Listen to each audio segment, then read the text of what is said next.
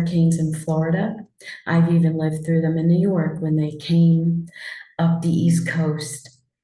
Hurricane Gloria in '86 in particular, when everyone was evacuated from Long Island and they all came and stayed at my little one-bedroom apartment because they couldn't stay at their home. Anyway, I am heartsick over this because there are over 200 people who have died. And I'm sure as the waters recede, they will find many, many more people who couldn't get out of their homes quick enough and drowned within their homes. If you look at some of the footage, and I'll put links beneath this in the description, it's devastating. Water all the way up to the roofs, houses that were demolished and just floated down the river and cracked in pieces. Rivers that came up so high, people had to jump in their car and take nothing and try to get out of that area because they couldn't believe how fast and furious these streams of water came where they lived. So, and also there are bridges that are completely demolished. There are some homes and areas in North Carolina where people can't even get into those areas because the bridges were washed away. And the only way to reach these people is by helicopter. And it's through the goodness of private citizens who own helicopters that they are able to go into those areas, bring food, bring water, even medicine that's been supplied through just wonderful citizens who are helping to help each other. Not the government. I mean, they're doing little parts here and there, but nowhere near what the people in those areas are doing because they know that area. They know where people live and they have the resources in the helicopters to be able to get them out. But this is still ongoing. This is a week later. So this happened 7 days. And my fear is that so many more people could not have survived for 7 days without food or water. It's horrible. Helicopters should have been brought in immediately. The military should have been brought in immediately. But it wasn't a priority to our current regime, our current government. It wasn't a priority. And I hate to say it, but many of those who are astute in the political arena, as I am, they know that because those folks wouldn't be voting blue, it wasn't a priority. There, I said it. We all know it. Nobody wants to talk about it, but it's the truth. It's the truth. If these were all blue states, it would be a high priority. Because after all, voting is very shortly coming up for the presidential election, a month from tomorrow. And I hate that that's the case. There are so many missing people. They don't know if they were washed away down the rivers or down the areas where all the flood water came up, surged into those communities. There was very little warning. They said it might come through that area, but not to the devastation and not to the extent that it did. People in North Carolina and East Tennessee, they don't get hurricanes. They don't have flood insurance. They don't worry about hurricanes because that's something for the Gulf Coast, right? For the Gulf of Mexico or the Atlantic the Atlantic Ocean and the states along there. Right now, it is so difficult for people to just survive. One lady that I was watching on the news or on AccuWeather.com, they have wonderful videos. They are real life people who've gone through this. And she said she asked FEMA for a phone so she could reach out to her family because there's no internet there, very little spotty electric. It's not come in yet because the roads are all down and these electric companies can't get there. And also, they have no money to pay for a phone or the electric. They have nothing. Their homes flooded and floated down the river. I mean, it's craziness. And the gal at FEMA told her, well, we need identification to get you a phone.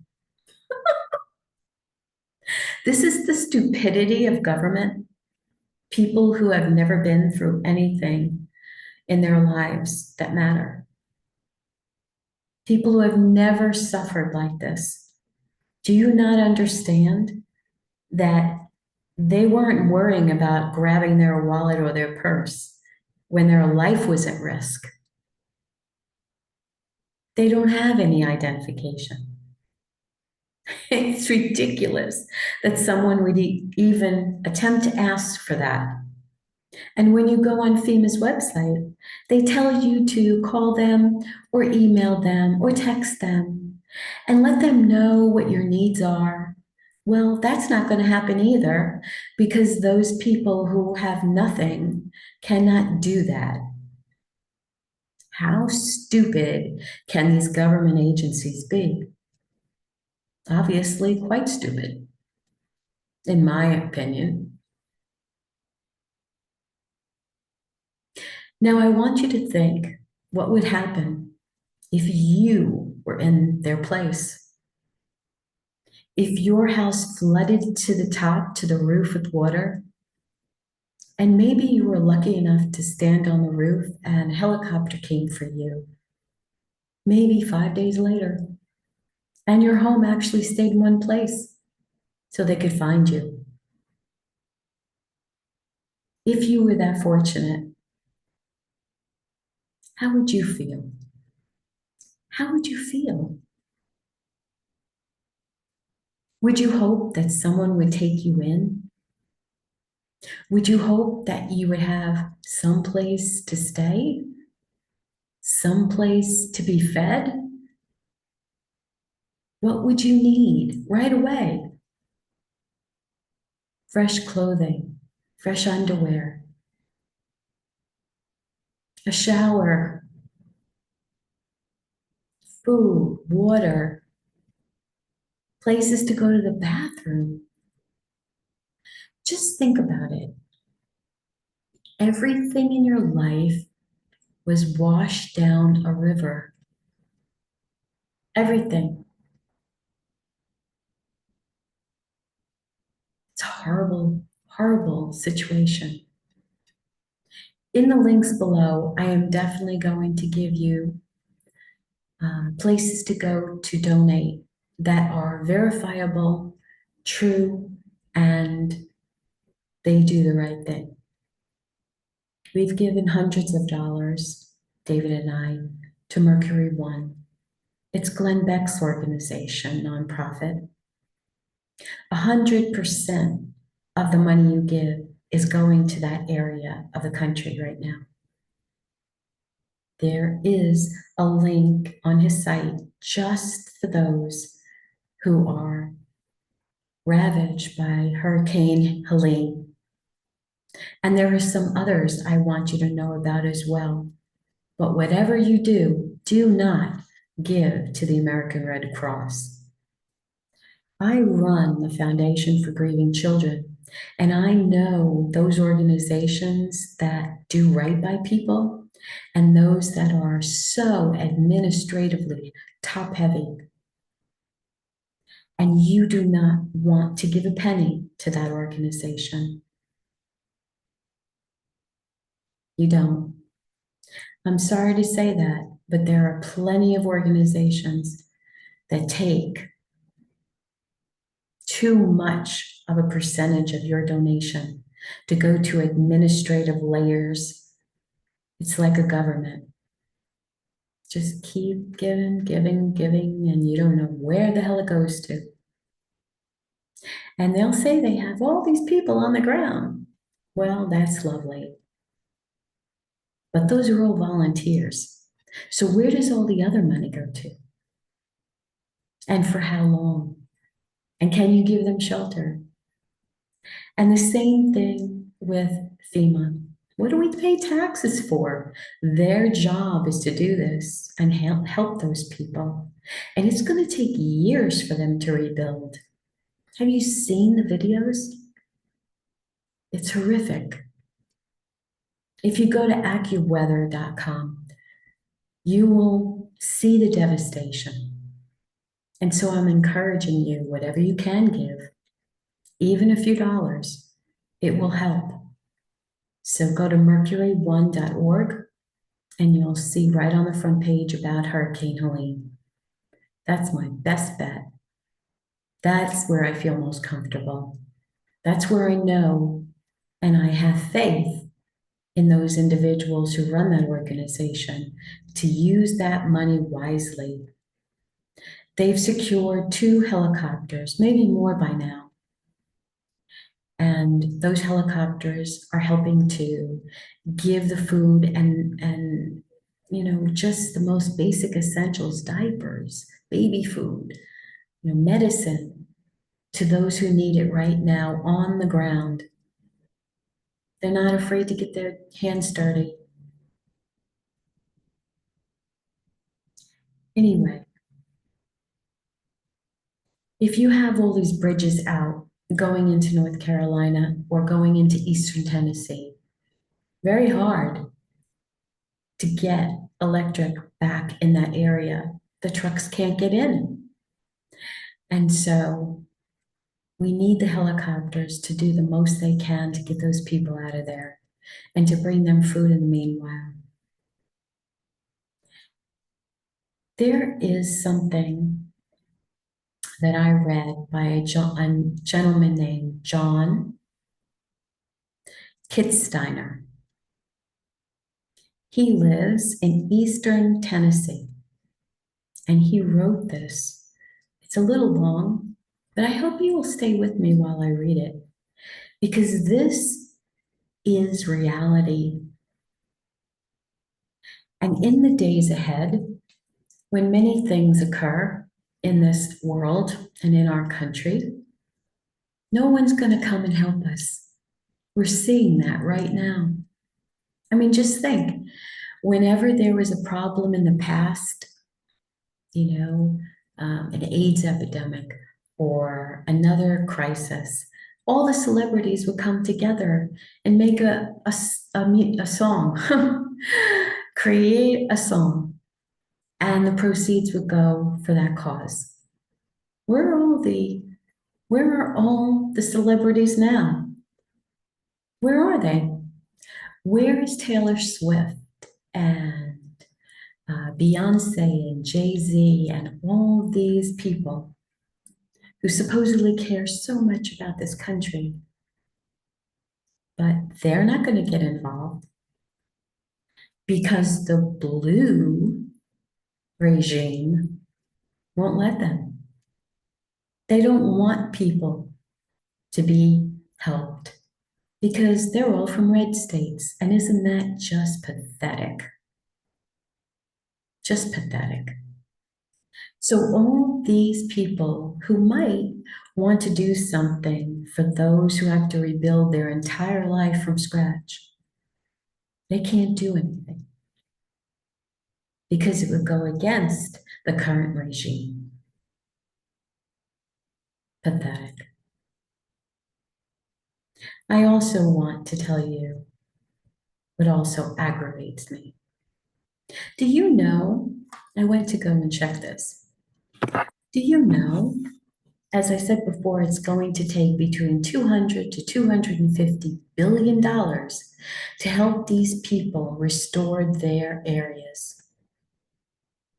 We're talking about Florida, Georgia. It went right up that alley. Eastern Alabama, the Carolinas, Eastern North Carolina especially, Western North Carolina especially, and Eastern Tennessee. Right around that area is where the storm stalled. And so the most water was dumped there, the most rain. Do you know we spent $233 billion on Ukraine? We spent $12.5 billion to help Israel since October 7th last year. And this week, we gave $575 million to Taiwan. You add that up, and it basically comes to $250 billion, the exact amount of money it will take to restore the flooded areas. Interesting, huh? I thought that was very interesting. The same exact amount. But it's not going to go to those families who are American citizens. And we haven't counted the $5,000 to $10,000 Visa cards that they give to all the illegals who happen to show up in this country. They're saying there are tens of millions of illegals who are gaming the system. They get food for free, hotel or housing for free, usually at 4 and 5-star hotels in the cities. Their school is paid for. The children's school is paid for, even though the children can't speak English. They get free health care. And with the money on the card, they get to go buy clothing and whatever else they want. But you know how much all the people in these states are going to get from FEMA? A grand total of $750. One payment of $750. Not a month, not a week, once. Now, what the hell am I going to do with $750 when I watched my house float down the river? Really? Which only tells me that this regime does not care about American citizens. If you didn't think it before, you should think it now. Because if you thought to yourself, what would I have done if that was me? And I want you to think that. $750. There are some people who buy clothing for more than that, right? Or shoes or purses, which there's nothing wrong with if you can afford it and you want to. But if your whole life is on the line and you don't have anything and nobody's helping you from the government that you pay taxes into for your whole life, however long that may be, and you're getting absolutely nothing for it.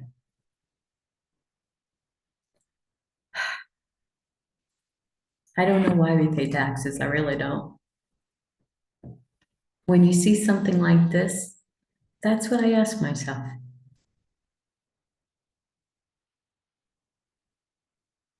So let me read this to you because, as I said, it's a little long. But when you start to hear what's really happening there, you're not going to be happy either. As I said, this is from John Kitsteiner, and I found it on a comment in one of Patera's Appalachian Homestead. Her YouTube channel is magnificent. She lives in Eastern Tennessee, and she and her husband have been packing up goods and supplies and driving all the way out to Eastern Tennessee into Irwin. And there's another town, I forget the name of it, but it's in Eastern Tennessee that she's trying to help these people. And everybody's coming to volunteer, and they're bringing the supplies they can donate to high school.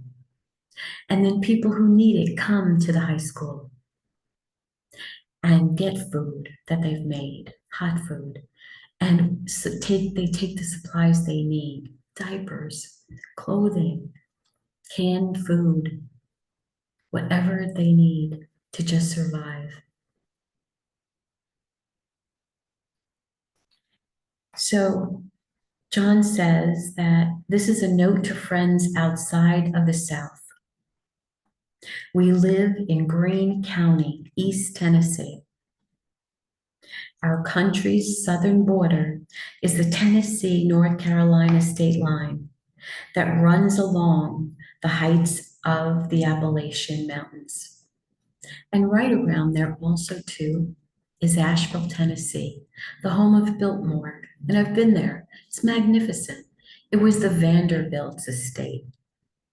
I haven't heard how they're doing, but they are high up on a mountain. So hopefully that's been saved. But all the area around Asheville is in dire straits. We are within the hardest hit region of the United States. The questions I have been hearing a lot is why was this so bad? And why weren't people prepared? I'll try to answer those questions in the following post. Hurricane Helene was the strongest hurricane in recorded history to hit Florida's Big Bend area from the eastern edge of the Panhandle. It is the deadliest hurricane to hit the United States since Hurricane Katrina in 2005. We are still finding bodies, and there are still many, many people missing. As I write this today, 6 days after the hurricane hit land. So that would be yesterday.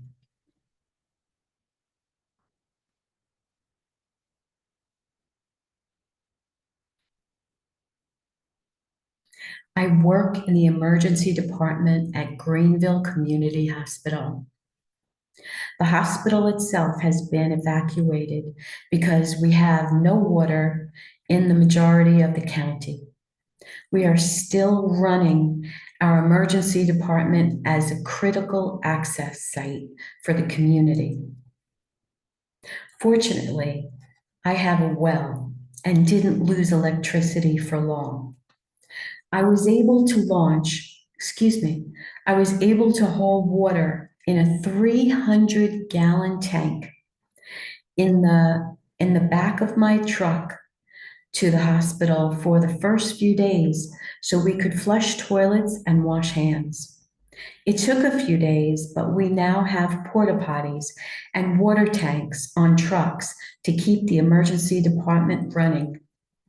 Under an hour from our hospital to the east, Unicoi County Hospital was flooded, requiring patients and providers to be rescued from the roof via helicopter. And Unicoi is the area that I was telling you about near Irwin that was so hard hit in Tennessee.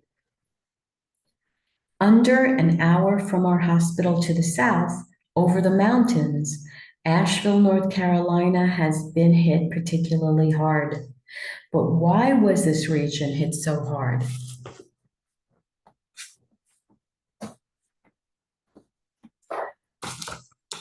First, we had a lot of rain before Hurricane Helene even showed up. Depending on the area, we had 7 to 10 inches of rain in the week before the first storm clouds of the hurricane arrived.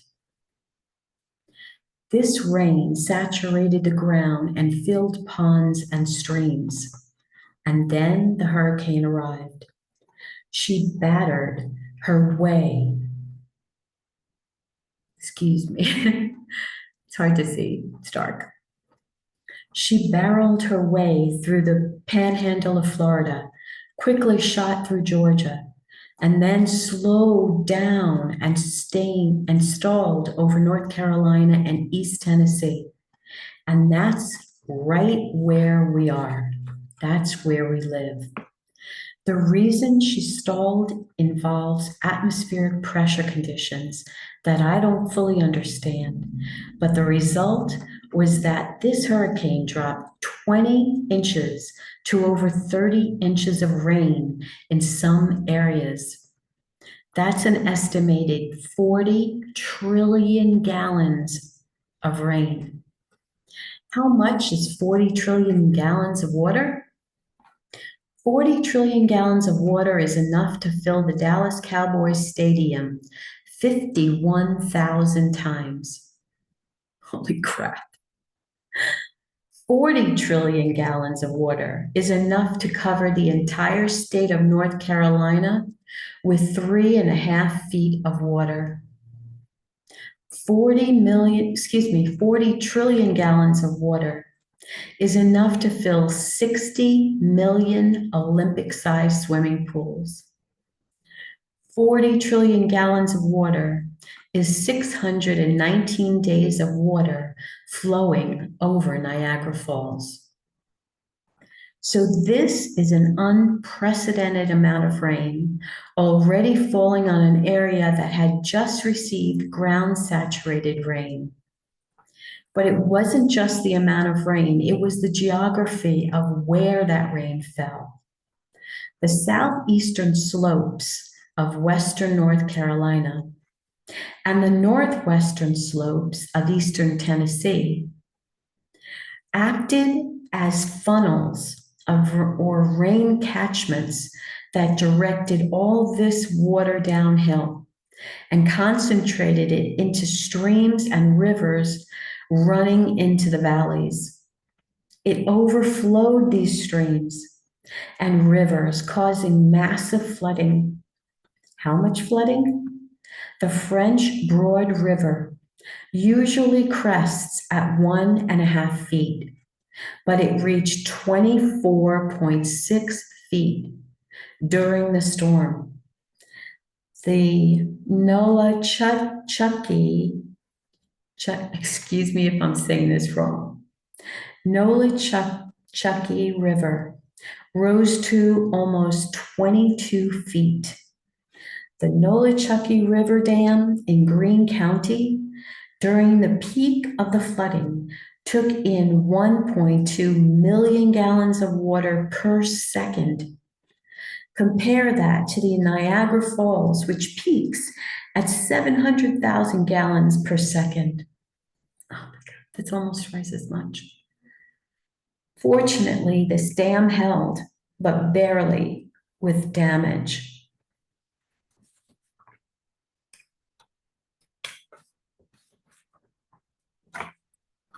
And these were the consequences of the storm.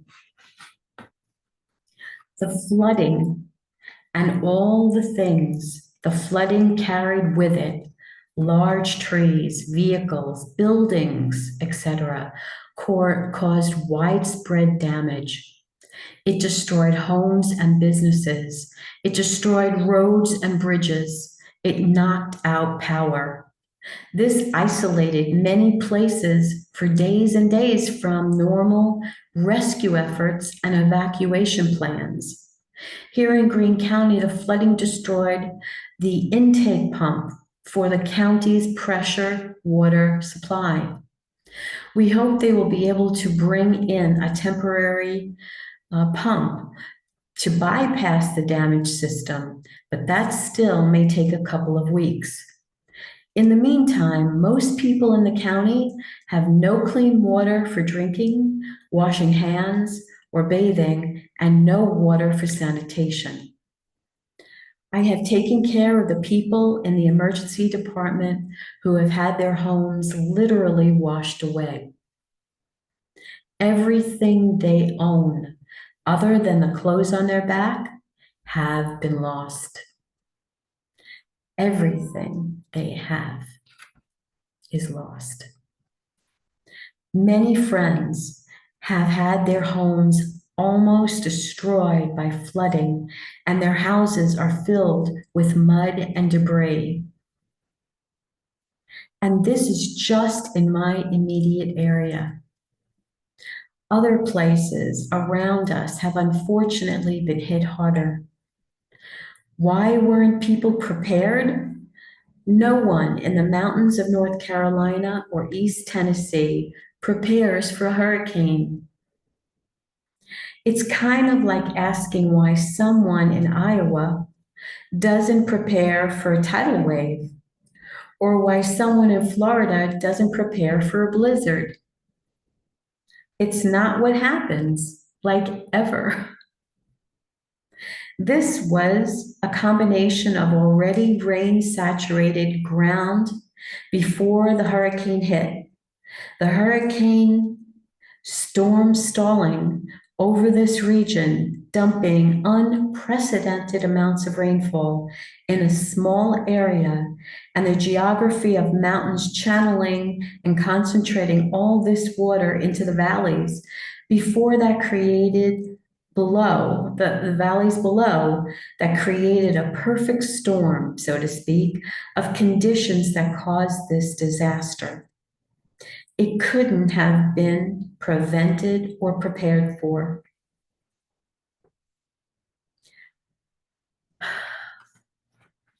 I thank him so much, John, for that incredible understanding. To think that there were so many billions of gallons, hundreds of billions of gallons of water that came to that area so swiftly.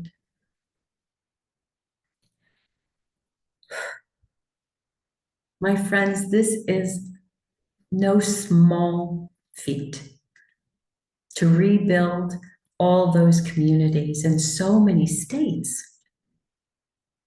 And now, with another storm coming to the center and southern part of Florida, we can only imagine what kind of rainfall will come with those storms. And that looks like it will be this weekend. So I'm asking you to please subscribe. I'm going to be talking about this a lot more. Mostly, I want you to comment below and tell us what you thought of all of this, what you've been seeing. Do you have friends or family who lost their lives? Tell us all about your experiences with this hurricane. And I've been thinking about creating a page especially to honor all the victims on my website. And you'll be able to comment on that as well. And send me pictures that I can put up to honor your loved ones. If you think that's a good idea, would you let me know? Make a comment and let me know if you think that's a good idea to do. I'd be happy to do that. Many years ago, in 1995, there was a bombing at the Murrah Federal Building in Oklahoma City. And I was in the middle of building the National Directory of Bereavement Support Groups and Services. It was my second edition. And in the dedication page in the front, I wrote the names of every single person who died in that blast. I was grateful to do that. And I'm grateful to do this now. So please let me know your thoughts on that. Like, subscribe, share this. People need to see this. They need to know about this. I will put links to some of the most extraordinary videos that I've found so far. And if you found other videos and would like to put them in the comments section, please do. Put the link there. It's okay. I'm happy to see them. And the last thing I wanted you to know, we've spoken about it a little bit. Please donate. If you have a few dollars, even just a few dollars, please donate it somewhere. And I'll give you the prime links that I believe are legitimate. Don't go on to GoFundMe. You have no idea if people are just putting up pictures and they don't even live there just to make a quick buck. And that's even worse in my mind. So today, I thank you for taking the time to listen into John's understanding of what's going on in his life right now. And I want to thank you for being a part of this channel and for sharing, liking, subscribing, and all the good stuff to keep this moving forward in the algorithms. So bless you abundantly. Remember, get out and vote. And you know who you have to vote for if you want all this craziness to stop. You do. And if you don't like me talking about that, I can't help it. This is the way life is. This is reality. You need to understand that no one is going to be there for you in a crisis anymore. We are seeing it right now in plain sight. The only people that are being taken care of are the military industrial complex, the countries abroad that give them the money. They give them all this money. Because if you send all kinds of military equipment over there, the political action committees make sure that all the politicians are taken care of. I can't tell you how many videos I've seen where the money we sent over there to Ukraine has bought beautiful houses for judges and other politicians in Ukraine. Not to mention a house from the King of England that the president of Ukraine picked up in England for him and his wife. Lovely, huh? Well, at least they're all fixed up in case he has to leave the country. But we, on the other hand, we aren't. The citizens of this great country, we aren't. And we need to be. And the only way that's going to happen is if this regime is no longer. So you think about that, okay? If you're undecided, think about what you would do if this was you. If you were in the Appalachians Mountains, if you were in East Tennessee, if you were in the outskirts of Asheville, North Carolina, and people knew you were out there, but there weren't enough helicopters to go and find you. Not good. Really pathetic. I love you. Thanks for listening to my rant. I'll talk to you again soon. God bless. And God bless all those people who are hurting so desperately in those areas.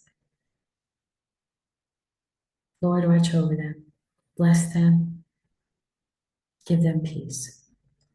Amen.